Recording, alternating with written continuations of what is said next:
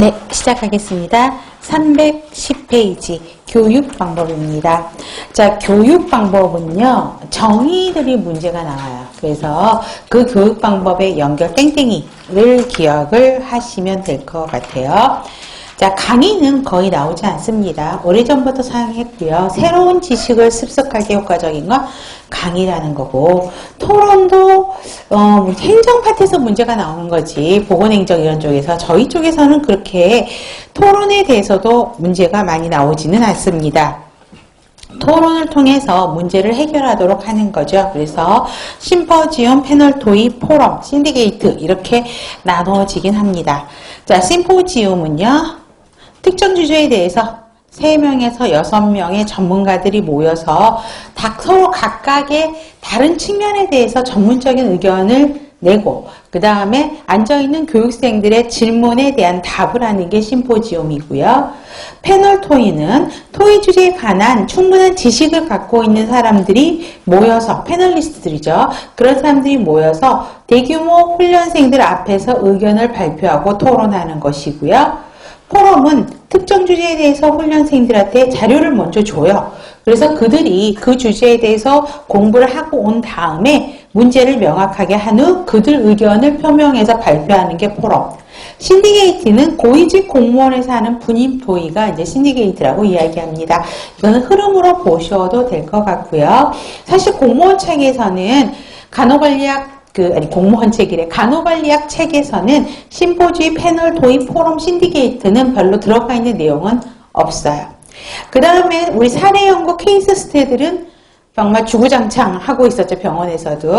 자, 실제 유사한 사례를 통해서 문제를 해결하도록 하는 거죠. 그래서 학습자들에게 기본 개념을 습득하게 하고 문제 해결 능력을 키우도록 하는 게 사례 연구 방법이고요. 그 다음에 역할 연기법하고 역할 모델법은 그 역할을 누가 하느냐를 가지고 이해하시면 돼요.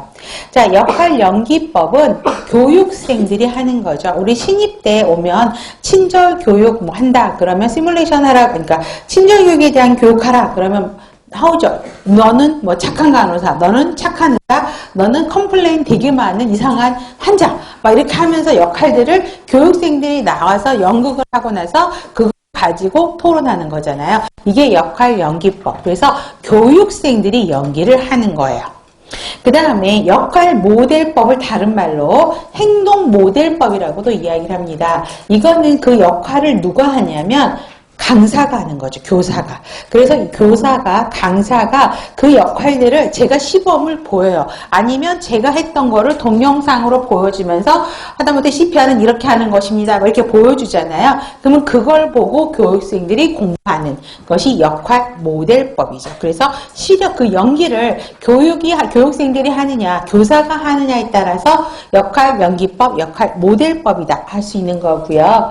우리 프로그램식 학습법은 인러닝이라고 생각하시면 돼요. 어떤 주제가 나와서 정답을 맞히면 다음 단계로 가고 답이 틀리면 비슷한 문제가 또 나오죠. 그런 단계적으로 제시해서 스스로 공부할 수 있도록 하는 게 프로그램식 학습법이고요. 비즈니스 게임법은 2000년 이전 문제예요. 그래서 일종의 그 법정 모의 판결 같은 거 보시면 법대생들이 어떤 주제를 놓고 서로 그걸 가지고 토론하고 하는 거죠. 이게 비즈니스 게임법입니다. 그래서 니은번이 실제 문제에 나왔었죠.